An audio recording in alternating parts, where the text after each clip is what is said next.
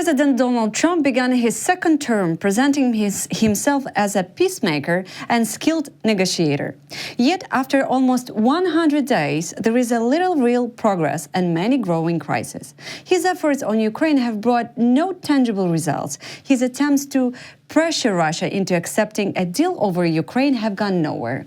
At the same time, his trade war with China, including massive new tariffs, has shaken global markets without delivering clear gains for the United States. So far, Trump's foreign policy looks more like confrontation than diplomacy, and the world is paying the price. Donald Trump's first 100 days of his second term have led to a noticeable decline in his approval ratings. Kurt Volker, former U.S. Special Representative for Ukraine negotiations, is with us in the studio. Mr. Volker, welcome. Thank you. Great to be with you. If you had to start a Wikipedia article about Trump's 101st days, how would you open it? I would say that it was very substantial, very dramatic, very fast.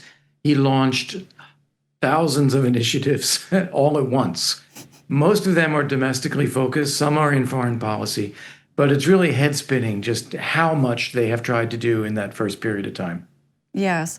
President Donald Trump is ending the first 100 days with the lowest approval ratings of any U.S. president at this stage, except for his own first term. According to a Pew Research Center poll, 59% of Americans disapprove of his job performance. Reuters, in fact, found Trump at his lowest marks for the economy ever, just 37% approval.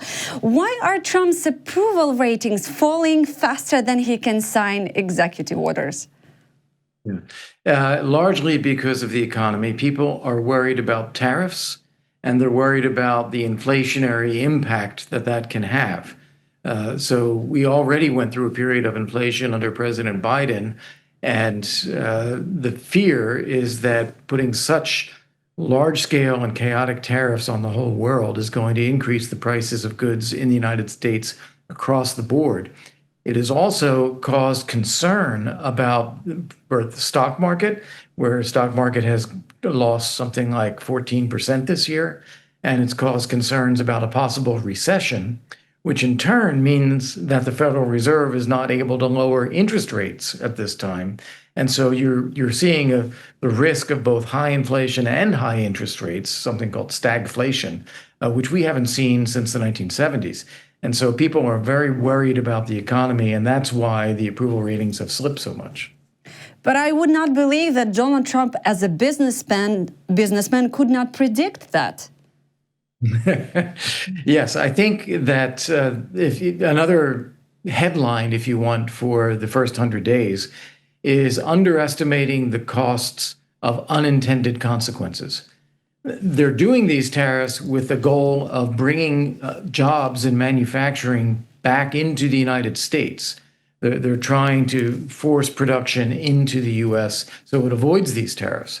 But what they did not fully calculate was how much countries would push back with their own tariffs, such as China, what the transition costs would be, especially in terms of inflation, and how markets and others would react. So they underestimated all of those things, and now they're having to adjust course. Yeah. Donald Trump just gave an extended interview to Time magazine where he said that when he promised to end Russia's war in Ukraine for 24 hours, he was speaking figuratively. Now there are increasing reports that Trump's team is prepared to walk away from the Russia-Ukraine negotiation process. You know that already. Is there still even a small window of trust left in the American president's team when it comes to this war, Russian war? Well, trust, I think, is the wrong word. We shouldn't be trusting Vladimir Putin to do anything. He's going to do what he wants to do. What we need is to create the conditions on the ground where Putin feels it's necessary to end the war. We haven't done that yet. We created a negotiating dynamic where Ukraine has been pushed into alignment with the U.S. and the West in terms of an immediate ceasefire, in terms of a minerals deal, in terms of security assurances from European countries. But Putin has not done any of that. Now, I still think it's possible that you can end up with a ceasefire, reciprocity, deterrence of future Russian attacks, and burden sharing from European allies, but it's going to take more pressure on Putin to bring that about. Yeah, we will come back to that pressure moment. But, the first 100 days of Trump's second term have been a gift to Putin, according to the New York Times, another header. What exactly has Trump done that benefits Putin? And doesn't it look like the United States is effectively handing Russia a victory it could not achieve on the battlefield in Ukraine? Well, I think what Trump has done is first try to make sure that Ukraine is prepared to accept an immediate and unconditional ceasefire. And that took some pressure on Zelensky to get full agreement on that.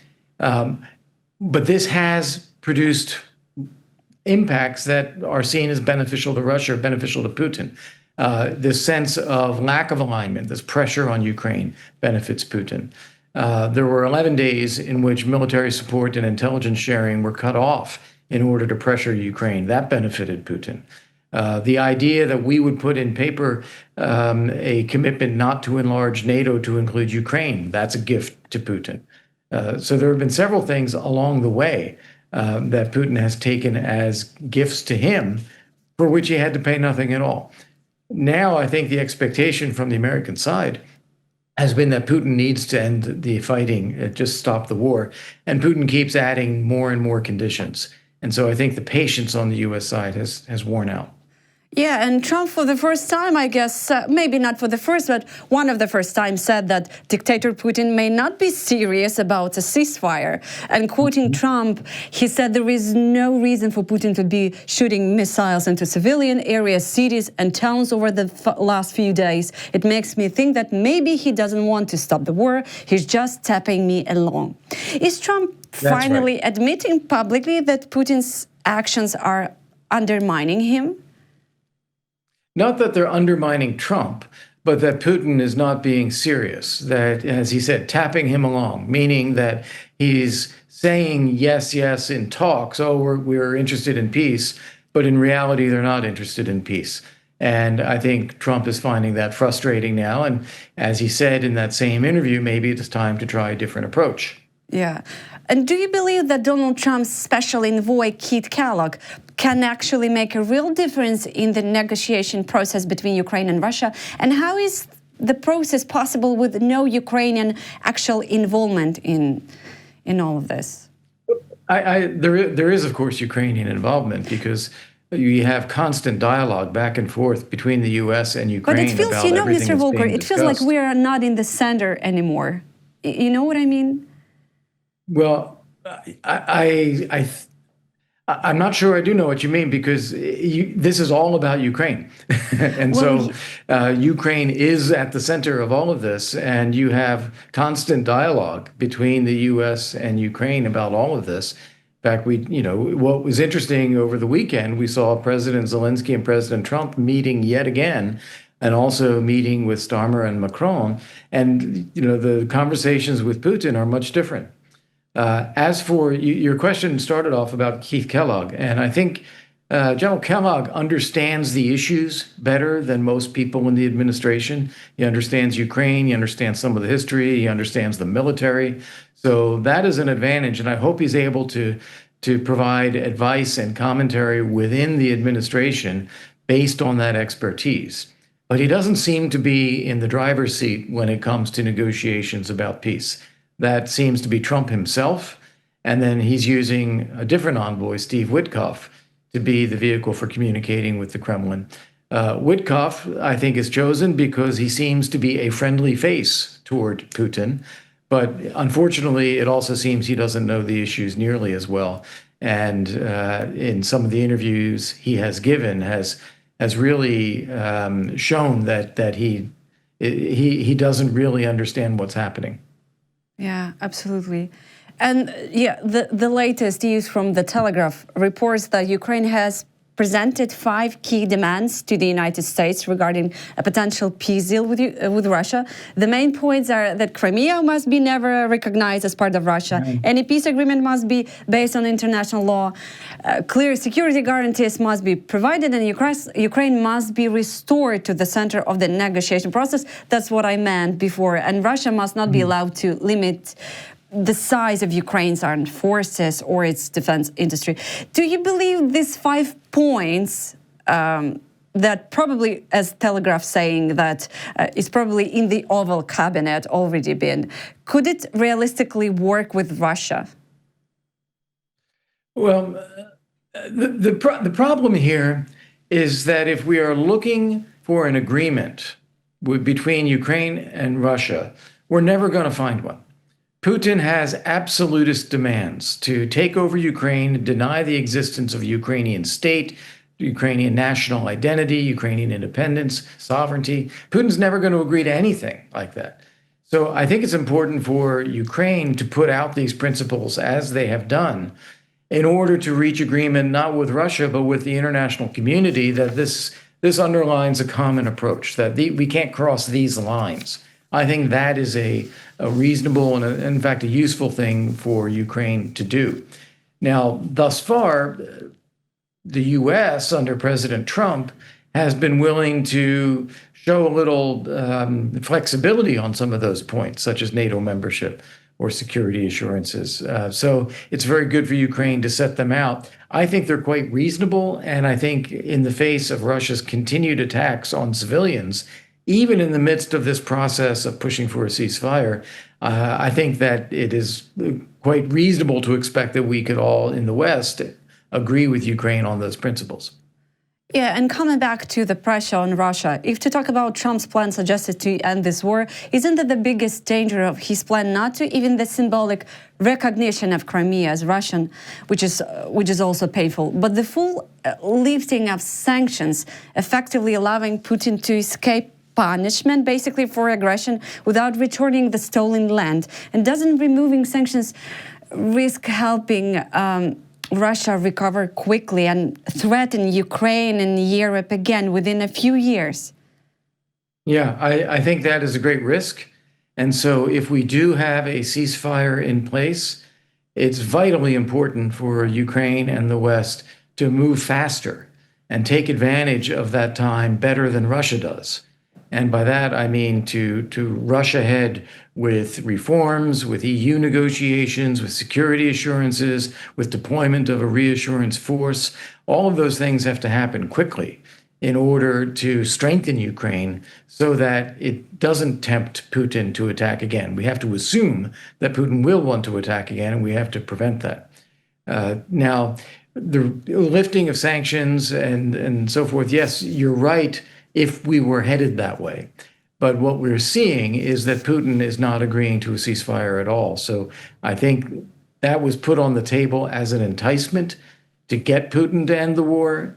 It isn't working, and we may be now going in the opposite direction of looking at tightening sanctions. Yeah. And current U.S. administration does not believe that Ukraine will ever be able to join NATO. Well, at least what we hear. Do you think this view might take root in the United States even after Trump's presidency? Yeah, well, remember that was Biden's view as well. So it was throughout Biden's years where they rejected the idea of making moves toward actual Ukrainian NATO membership at the Vilnius summit and then the next year at the Washington summit. So we saw that under a Democratic administration. Now we're seeing it under President Trump. So it is possible that people in the U.S. would say that's just too much risk, too much confrontation. But what I would hope is that we don't make a commitment to never do anything. It's not Russia's choice as to what Ukraine does or what NATO does. It's something for Ukraine and NATO to decide themselves. So if we're not prepared to move ahead with NATO membership now, I think we should just be silent on the matter. But just let's imagine that Ukraine are a NATO member. I mean, Mr. Volker, Russia will never attack Ukraine then. This is so simple. Yes, I think that's right. I think that so far NATO has been effective so that Russia has been deterred from attacking the territory of NATO members. They have conducted hybrid attacks inside the territory of NATO members, but they haven't had a full-scale invasion. I think that that is right, that if Ukraine were a member of NATO and it were backed up by real planning and deployment of forces and nuclear umbrella, the whole thing, I think it would be effective at deterring Russia. And that's sort of the gold standard is NATO membership. What I think we are looking for now is something not quite as high as the gold standard, 10 out of 10, but something maybe an 8 out of 10 or 9 out of 10, which would be security assurances from a number of NATO countries, deployment of forces, commitment to training and equipping of Ukraine in the future, and accelerating Ukraine's integration into Europe. All of those things add to security, even though they are not quite as good as NATO membership. Yeah, and at the same time, Europe is increasingly coming to terms with the possibility that the United States may withdraw from the negotiation process. Could this actually be for the better? It just depends what withdrawal means. If it means that the negotiating process is over, but sanctions remain in place and maybe even are tightened, and that arms supplies for Ukraine continue to flow, even if it is on the basis of loans or purchases rather than grant aid. But if those things stay in place, that would be great. If, on the other hand, walking away from the negotiating process also means ending sanctions and ending military support for Ukraine, that would be worse. Okay. And the U.S. officials signaled that they are prepared to offer intelligence and logistical support to British and European forces to help implement a peace agreement in Ukraine on land, at sea, in the air. Do you see that as a major breakthrough of latest Washington decisions? No, I don't think this is a big surprise. I think we knew that that's what the U.S. would do. The U.S. was not leading with commitments on that publicly because we wanted to keep, or the United States wanted to keep the pressure on European allies to take the lead and to put together the maximum capabilities that they are able to provide so that the U.S. role would then be filling the gaps. And I think that's what we see. Yeah, and for the end, I just want to ask you questions. Recently, President of France, Emmanuel Macron, he said that Trump should, send his anger not to Ukraine, as it seems, but more to Russia. Why is the Trump administration, from your perspective, of course, putting more pressure on Ukraine rather than on the aggressor country? And why does Trump still refuse to call Putin an aggressor? Yeah, I think that, first off, Trump doesn't want to personalize the disagreement with Russia because he knows that you need to get Putin to the table. You need to get Putin to agree to stop the war. The only reason there's a war is because Russia is attacking. So you've got to pull Russia into the process to say you need to stop the fighting. So I think that's the main reason for that. Then the reason for the pressure on Ukraine, especially after that Oval Office meeting in February, Trump came away concerned that Ukraine was not actually willing to end the war, that they wanted to keep fighting as well. The more aid we provide, the more Ukraine would fight. So he wanted to get a clear commitment from Zelensky that Ukraine will agree to stop the war immediately, have an immediate ceasefire, which President Zelensky has done. And I think now you see much more alignment between the U.S. and Ukraine than you saw up to that point. But it was getting to that point that I think caused Trump first to put some pressure on Zelensky while trying to pull Putin in, entice Putin. Now, if what we saw at the Vatican continues, Trump is becoming increasingly frustrated with Putin for not doing his part to agree to a ceasefire. Yeah. I wanted to additionally ask you, how we can shift that thinking that more weapon for Ukraine is not equal longer war, but it's equal faster peace. Right. I think that I agree with that. I think that the stronger Ukraine is, the more deterrence there is against future Russian attacks. Now, we still have the ongoing fighting, and the more weapons Ukraine has, the worse for Russia, and Russia may feel pressure to then stop the war. So I think that's right. But I think that President Trump has looked at this as an unnecessary war, 3 years of fighting, lots of people being killed. So his priority, when he talks about it, is always an immediate stop to the fighting. And that's why it's so important that the US and Ukraine are now agreed on that point, because it exposes the fact that Russia still wants to fight. Yeah, absolutely. Thank you, Mr. Volker. Kurt Volker, former U.S. Special Representative for Ukraine negotiations, was with our studio at Channel 24. Thank you.